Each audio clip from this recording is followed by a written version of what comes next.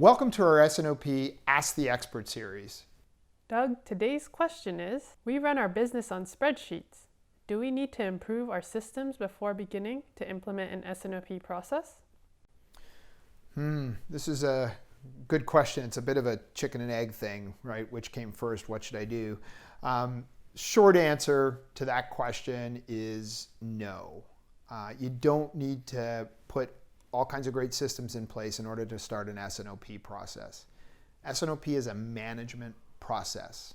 And I always recommend start with where you are today. What is the data that you have today, and start with that. So if your production plan is just simply on a group of spreadsheets, use that. Whatever you're using to run the plant, that should be your starting production plan. That's your build plan. If you have a forecast that's kind of on the back of a sheet of paper and you got to kind of pull that together, use that as the starting forecast.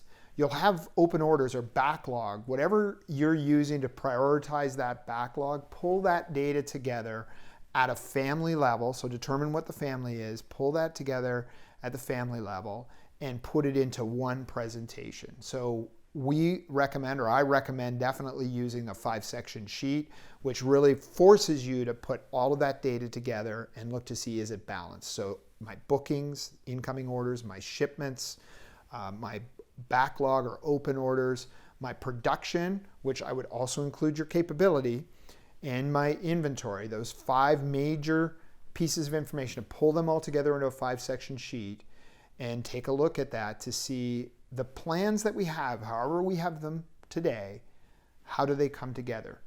This is actually going to give you a story. It might not be a story that you like. You might be missing a bunch of information, but you get a story and you can look at, does this line up with what we're trying to do in the business?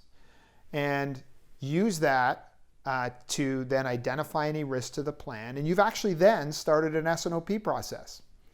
And then I would recommend doing that for 3 months. So every month, you pull together that 5-section sheet again.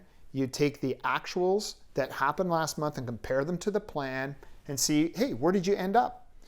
And if you do that for 3 months, then redo the plan each month or relook at the plan. Do I have to change it? Relook at your assumptions and identify your risks, and now you have something. And then what you can do is evaluate your accuracy month by month and see, am I working to improve that accuracy and also to decrease the volatility, especially in the first couple months. And you're actually running an S&OP process without having the systems necessarily in place to connect to, but you're getting a picture of what's happening in the business. The thing you will learn with this is, where does most of your volatility come from? Is it from the demand side? Or is it actually volatility that's maybe more self-inflicted on the production side? This will help you determine where you need to start as you think about system improvements. Do I need to spend the time on improving my forecast? Or do I actually need to spend the time on improving my supply chain and production planning?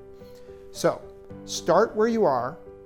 Use S&OP then to understand and triage what you need to improve, and then work to improve that and use the S&OP process to track the progress. Hopefully that helps answer today's question.